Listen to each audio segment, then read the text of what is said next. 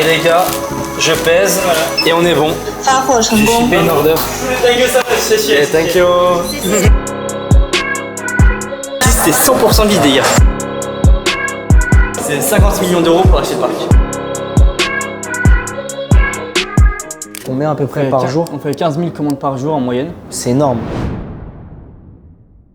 Salut les gars et bienvenue dans cette nouvelle vidéo. Aujourd'hui on est en Chine et on va faire une vidéo totalement dédiée. On est arrivé à une warehouse. Vous allez voir en profondeur comment des colis partent depuis la Chine directement chez des clients. Pour ça, rien de mieux que mon pote Alex Shane qui va nous faire visiter tout simplement Infinite Fulfillment aujourd'hui. Bienvenue Alex, si tu peux te présenter rapidos. Alex Shane, je suis le fondateur d'une marque qui s'appelle FinCut, fondateur du Infinite Fulfillment, une magnifique société de logistique, la meilleure tout simplement. Cofondateur du 8 Lab Ecosystem, cofondateur du 44 Advisor, plein de magnifiques boîtes qui gravitent autour du e-commerce, énorme passionné du e-commerce, comme le frérot Alonzi. Et là aujourd'hui c'est petite visite dans mon monde très chinois, mon monde très renfermé. On va vous montrer tous les coulisses, tous les backstage, on va essayer de vous montrer un maximum de trucs. Restez bien tout au long de la vidéo, on va vous expliquer des choses qui n'ont jamais été vraiment vues dans des warehouses. Donc stay tuned, subscribe to this channel, peace. Bon, qu'est-ce qui se passe Alex? Moi je connais pas. Déjà, il nous a parlé de racheter plusieurs étages. On fera une vidéo dans quelques années. Les gars aussi, petite remarque, on est samedi. Donc il nous a expliqué, c'est qu'il y a moins de personnes qui bossent ici. C'est un roulement, c'est quoi? En gros samedi, le week-end c'est un peu plus calme, il y a juste les personnes dans la warehouse qui vont bosser etc. Il y a moins d'équipes. Au total un lundi on est genre 55 et là on doit être genre 35 avec toutes les personnes à l'intérieur. C'est plus calme pour filmer. Premier endroit, vous avez une meeting room ici avec une grande télé. C'est là où on va aller négocier avec tous les partenaires, les personnes qui nous rejoignent dans la warehouse, les clients, bref, un peu tout le monde. Là on est directement dans le nerf de la guerre. Donc un premier poste de travail. Vous avez Jade juste ici, Customer Success. Comment tu vas Jade?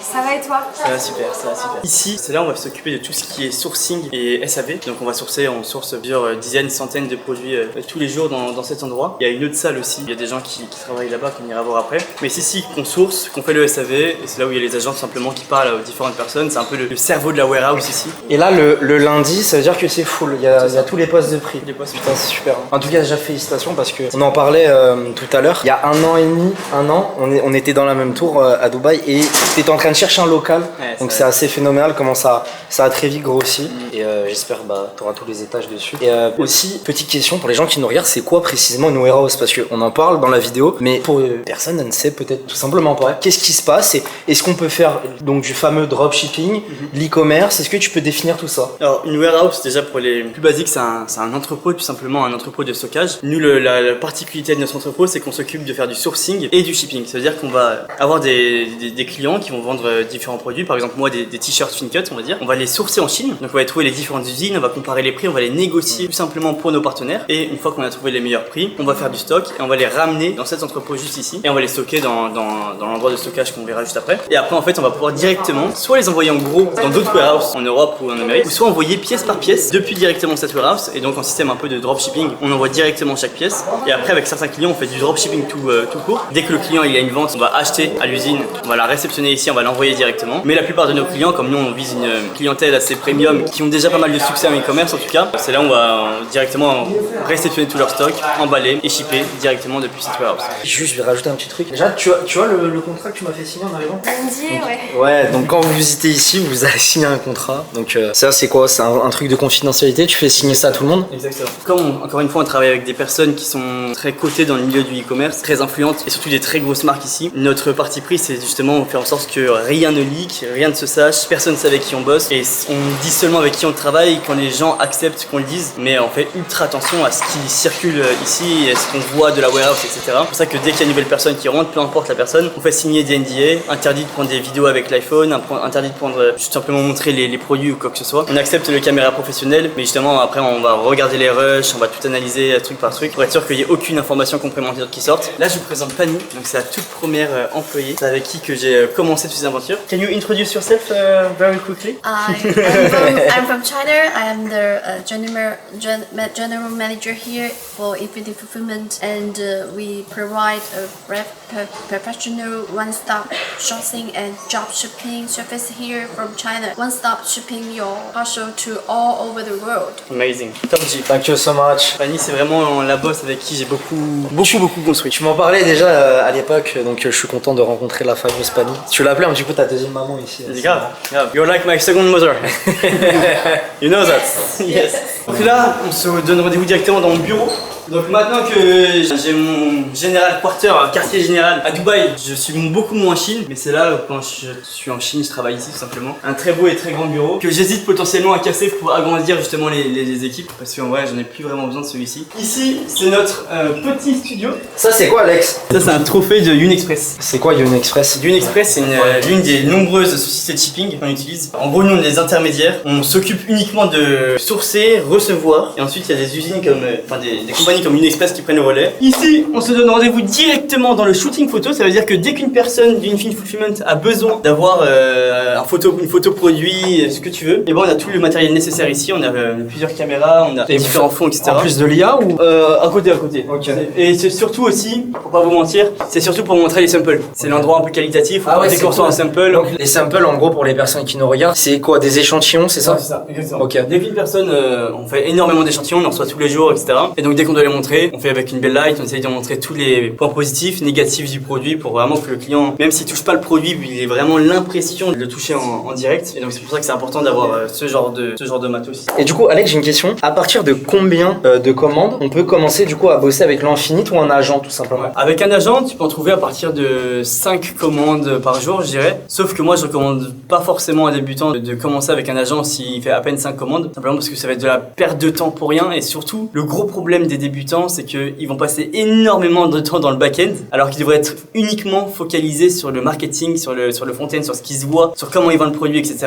Et quand tu commences à scale, quand ça commence à prendre, là, tu commences à te focaliser sur le back-end et à parler des agents. Mais il y en a beaucoup trop, ils font 2, 3, 4, 5 commandes par jour. Ouais, c'est bon, là, j'ai tout niqué, faut que je négocie à mort les coups, là, faut que je... Mais non, les gars, focalisez-vous marketing. Le e-commerce, c'est une boîte de marketing avant tout. Bon, bah merci. On passe à la suite. Et les gars, pensez à vous abonner aussi à la chaîne. Et je mets la chaîne d'Alex, bien sûr, et toutes les informations. Si vous voulez bosser avec l'Infinite, je mets un lien en description. Vous avez bien entendu, il faut vraiment avoir une vision long terme. Et c'est pour ça qu'on partage les mêmes valeurs là-dessus sur l'e-commerce. C'est un business solide. Quand on dit business, ça veut dire qu'il faut faire de l'argent. Et l'argent se fait sur la durée en créant des marques solides sur le long terme. C'est parti. Et regarde, c'est marrant, nouvel en chinois. Je n'ai pas fait la réflexion tout à l'heure, mais là je veux le voir. C'est que tu as mis des employés sous t-shirt Infinite et Lab, ça me fume. Tu vois, comme on a dit tout à l'heure, niveau confidentialité, il n'y a que les caméras pro et bien sûr, tout est vérifié avant d'être publié. Et nos caméras, en gros. Exactement. Ensuite, ici, vous avez une petite cantine, on va dire, très chill, les gens se posent. Et là, ce que je vous propose, les amis, c'est qu'on va tout flouter et on va aller se rendez-vous, on va donner rendez-vous au début du process. Allez. Mais je pense qu'il faut que vous gardiez le... Faut que ça tourne encore, mais que vous floutiez tout, tu vois. Okay, et après, petit à petit, on va déflouter. Ok, vas-y, on floute, c'est parti. Sorry guys. Ni hao, ni hao. Hi, ni hao. How are you doing? Hello, je peux dire hello. Ni hao, ma, how are you doing? Good? Happy to see you. Dire bonjour. Dire bonjour. Ok, là les amis, on va commencer à rentrer dans les choses sérieuses. Le process est assez simple, assez rapide, parfaitement calibré. On va attendre que l'ascenseur ouvre parce qu'on est sur une intro aussi. Ça va être sympa. Tout. Ça, par contre, faites pas la même taille, du coup, je suis là. Pas la même taille, mais il pèse plus lourd que moi. Bah oui, logique. Attends, c'est quoi le critère de poids? Non, c'est quoi en termes de finance ou en termes de poids physique? En termes de finance, c'est trop riche. C'est quoi la valo ici? Ici c'est pas mal, je pense. Je pense. Et toi, Track, c'est quoi le valeur? PGM. PGM Officiel. Et ça fait combien d'ML? 250. Oh, machin.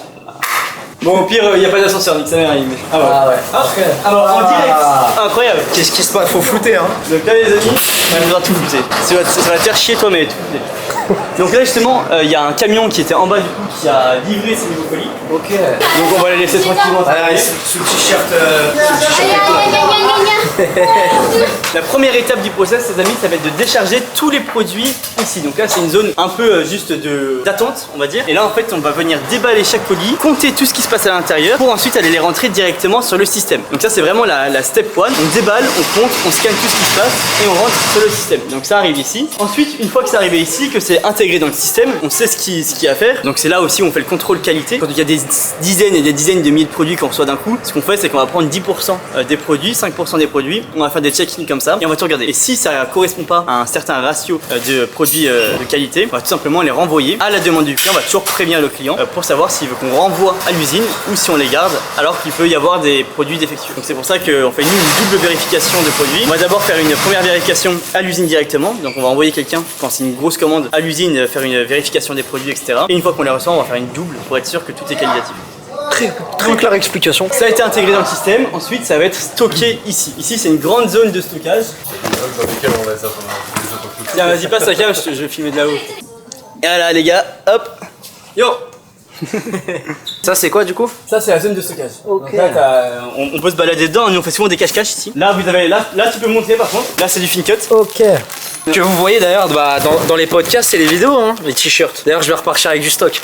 Savoir qu'avec l'Infinite Fulfillment, on a développé une application qui permet de suivre ton stock à la trace, tu vois. Et tout simplement, grâce à ça, c'est grâce à des QR codes qui ressemblent à ça. Dès que c'est sélectionné, c'est introduit dans le système. Donc de base, quand ça arrive, on sait exactement combien on en reçoit. Et après, je vais vous montrer le process. Mais en fait, tu bipes ce QR code, c'est-à-dire que tu as une commande sur ta petite tablette. Tu bipes le QR code, tu bipes tous les QR codes qu'il faut pour faire la commande. Et ensuite, tu l'envoies dans l'autre partie de la warehouse, donc la partie picking, packing, excusez-moi. Et là, du coup, ça décompte de ton stock. Et en gros, ça va arriver dans des caddies comme ça. Ça va arriver dans des caddies comme ça. Donc en gros, ce qu'on appelle un picker, il se trimballe avec ça dans la warehouse et il va réceptionner toutes les différentes commandes. Donc comment ça marche? Sur sa tablette, il va d'abord biper un panier correspond à une commande. Ensuite, il va savoir que cette commande, il y a un produit, donc il va biper le produit qui va être lié à ce panier. Tu le mets dedans et ensuite tu sais que ce panier correspond à une commande. Et en fait tu peux pas te tromper parce que si tu bipes le mauvais, ça va s'afficher en rouge et tu peux pas shipper la commande. Donc ensuite tu remplis tout, tu fais tout ton taf, etc. Tu arrives ensuite, tac tac tac, tu arrives juste ici. Et là, hey, how are you good? Hi. Long time. You can pack one? Tu scannes tous les QR codes. Une fois que tu t'es scanné, ça devient vert sur le moniteur. Si c'est bien ça, c'est bon. Automatiquement, ça va imprimer le shipping label. Ensuite, tu pèses. Hop, voilà, c'est pour être sûr d'avoir le bon. Et ensuite, ça va directement mettre sur Estimé. You think my friend can do it? Can do it? Can do? Ok, let's go. Les gars, je fais une order en live, l'e-commerce c'est mort. Attends. Tu prends toute la commande. Ok. D'abord, tu bipes la commande. Ah ouais, ok. Premier step, je bip la commande. Donc là, ça reconnaît quelle est la commande. Et maintenant, tu bipes les produits de la commande. Ok, donc là, je vois les deux articles dedans. Donc là, j'en bip un. Le deuxième. 1 sur 1, 0 sur 1. Voilà, 1 sur 1. Ok. Et là, je vais le mettre comme ça. Ok. Ok. Ensuite, je vais mettre dedans comme ça. Hop là. Comme ça. Voilà, let's go. Et les gars, je pèse. Et voilà. Et on est bon. J'ai shippé une order. Thank you so much, Yeah, thank you. Donc, Rappel d'intérim ou quoi, Vincent? donc les amis, ensuite le prochain step, c'est que les colis qu'on vient de shipper, ils vont arriver ici. Et ici en fait, on va devoir dispatcher entre toutes les shipping lines. C'est-à-dire que là, chaque sac est une shipping line différente. Donc pour ceux qui savent pas une shipping line, c'est ce qu'on disait tout à l'heure. Unexpress c'est une shipping line, 4PX, enfin One Bank, t'en as vraiment des dizaines et des dizaines. Et en fait, chaque shipping line a souvent ses avantages et ses inconvénients. La plus connue de toutes, c'est Unexpress, c'est celle qu'on utilise dans la majorité des cas. Mais comme on peut voir, on en a pas mal de différentes qu'on utilise quand même au quotidien. Là, on va recevoir une machine qui auto-dispatche automatiquement pour justement éviter qu'une personne le fasse à la main. Mais voilà, donc là, il a regardé laquelle shipping line c'était, il regarde, il scanne. Ensuite, c'est les amis, dès que le sac est plein, on va les mettre ici. Et donc là, ça va passer entre 2 et 3 fois par jour à la warehouse, récupérer tous ces sacs. Et ensuite, voilà. Donc imagine, tu as ton petit sac. Il va arriver juste là. Donc là, il faut bien imaginer qu'il y a des gens qui viennent en masse, etc. et les récupérer. Et là, on a le deuxième ascenseur qui est ici. Donc on se rappelle que le premier ascenseur, il était juste là. Et en fait, il faut comprendre que dans une warehouse, c'est une boucle. Et tu n'essayes jamais de revenir au même endroit que tu étais. C'est-à-dire que le produit, il commence à un point A, il fait toute une boucle pour arriver à un point B. Et le but, c'est de faire ça en un temps record. Pour ça, ça s'appelle Infinite. Exactement. Pas mal. Et là du coup il y a les shipping lines qui viennent chercher les sacs. Les sacs sont envoyés dans un autre centre de tri à 3 heures d'ici. Et ensuite sont expédiés partout autour du monde en fonction de là où le client a commandé. Et là c'est la fin, nous à partir de là c'est la fin de notre mission. Et c'est les shipping lines qui prennent le relais. Là on voit vraiment la face cachée, enfin la face haute visible de l'iceberg qui est colis A, B, C, mais c'est beaucoup plus compliqué que ça. Exactement. Moi personnellement je reste dans les SaaS Telecom, je te laisse le business model. Moi je mise beaucoup sur, justement on en parlait tout à l'heure, je mise énormément vraiment sur tout ce qui est physique. En fait, pour moi, je pense, débat parallèle avec Oui, cette bien vidéo. sûr. Pour moi, je pense qu'avec l'IA, le temps de travail par homme va fortement baisser. Si on était à du 70 heures avant, on est passé sur du 45-35 heures maintenant. Pour moi, ça va rapidement baisser à 15-20 heures par semaine. Et donc, l'être humain, pour moi, il faudra toujours lui faire quelque chose. Donc, pour moi, le e-commerce, enfin le commerce dans sa globalité, c'est quelque chose sur lequel il faut énormément investir, en physique ou en digital. Et les activités pour humains. C'est-à-dire que faire plein d'activités physiques, etc. pour faire en sorte que les personnes puissent se divertir un maximum. Parce qu'en fait, je me dis aussi, tous les agents IA, etc.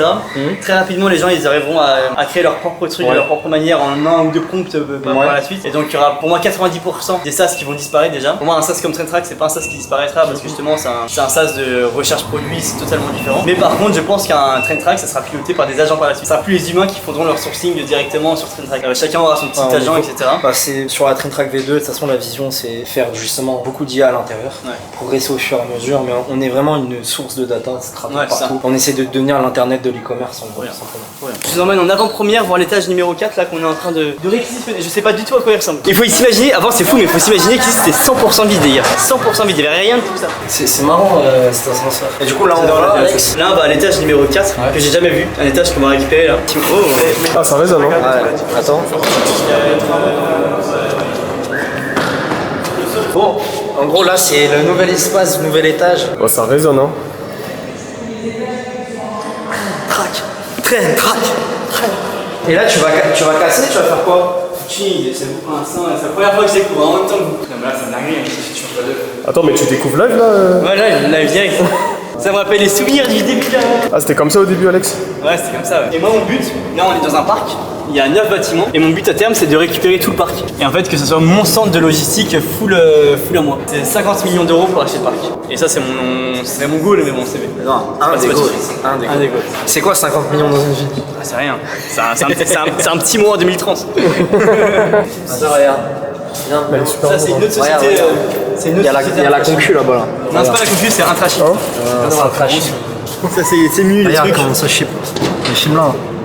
Bon, on peut aller voir si vous voulez. Hein. Bon, maintenant qu'on a visité l'étage du haut, Alex, qu'est-ce qu'on fait? On a déjà fait le tour de la warehouse. On a fait le tour de la warehouse. On vous a parlé des agents. Là, on peut se poser. On va se poser 2-3 questions. On va se poser 2-3. Allez, et les gars, pensez à vous abonner à la chaîne et à celle d'Alex. Et si vous voulez bosser avec Infinite, le lien est en description. C'est la vie. Bon. Ok, donc on récap, on a fini la visite. Maintenant, je vais te poser 2-3 petites questions.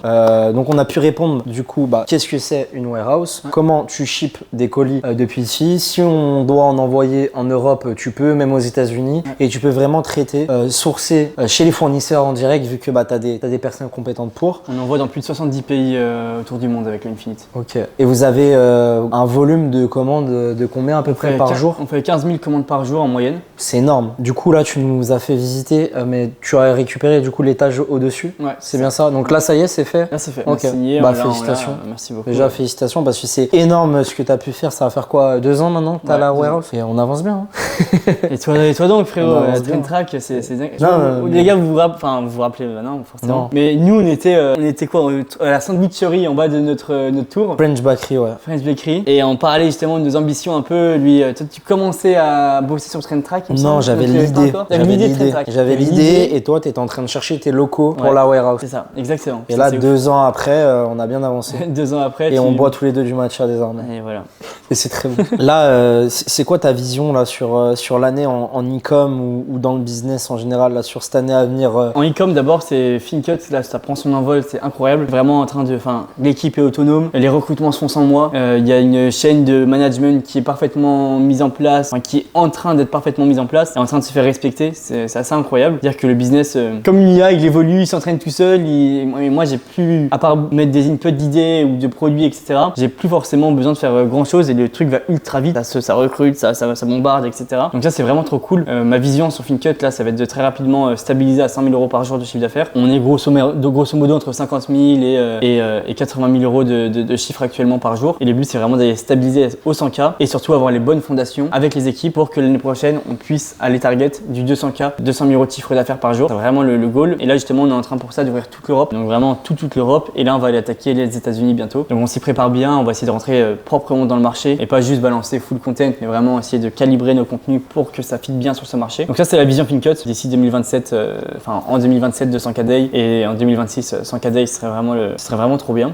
Et en parallèle c'est une nouvelle marque sur laquelle deux nouvelles marques sur lesquelles je bosse et en fait j'aimerais qu'en 2026 on ait les fondations solides pour faire du 500K Day et qu'en 2027 on puisse aller attaquer l'objectif de faire 1 million par jour en e-commerce. Encore une fois moi mon business c'est vraiment le e-com à fond. Donc ça c'est pour la partie la branche e-commerce. En logistique ça va être de scaler à 50 000 commandes par jour d'ici 2027 également. Là on est à 15 000. Donc, je pense pas qu'on arrivera à faire un x3. On va dire que c'est le goal. Mais déjà si je reach un 30 000 commandes par jour, ce serait phénoménal. Ça nous permettrait de libérer énormément de cash flow pour aller développer encore plus de warehouse, en ouvrir toujours plus, etc. Pourquoi pas racheter des entrepôts, enfin vraiment racheter des concurrents aussi. C'est quelque chose qui est dans ma vision. Il y a pas mal d'agents, de petits agents qui nous font un peu chier, tu sais, parce qu'ils vont ils vont garder leurs clients comme si c'était impossible de leur enlever. Et du coup, en fait, plutôt que me battre, j'aimerais racheter leur base de clients petit à petit. Ça serait vraiment quelque chose que j'aimerais faire également. En plus, ouvrir mes warehouses en Europe et aux US. D'ailleurs, il y en a beaucoup qui ont peur. Oui, mais Alex, tu vas voler les marques du Infinite, etc.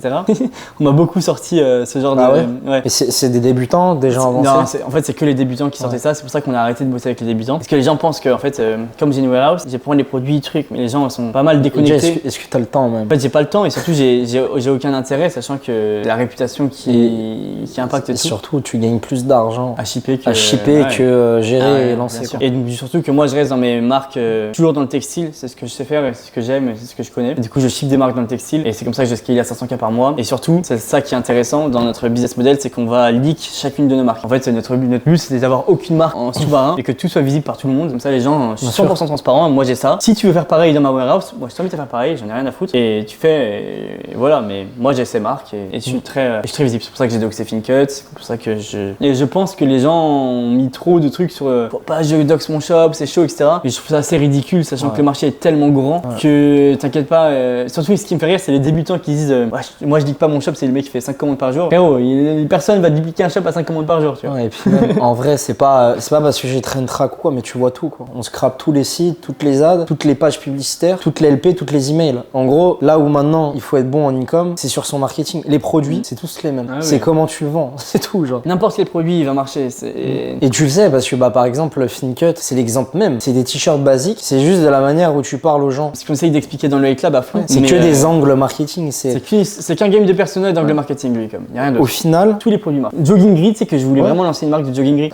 Et je voulais l'appeler le jogging parfait. Parce qu'en fait, c'est les meufs, elles ont des fantasmes parfois sur les jogging gris, etc. Et en fait, t'as plein d'angles marketing. Et aussi, non mais c'est le legging parfait, tu peux lancer. Le legging parfait. Le legging parfait. Les chaussettes parfaites.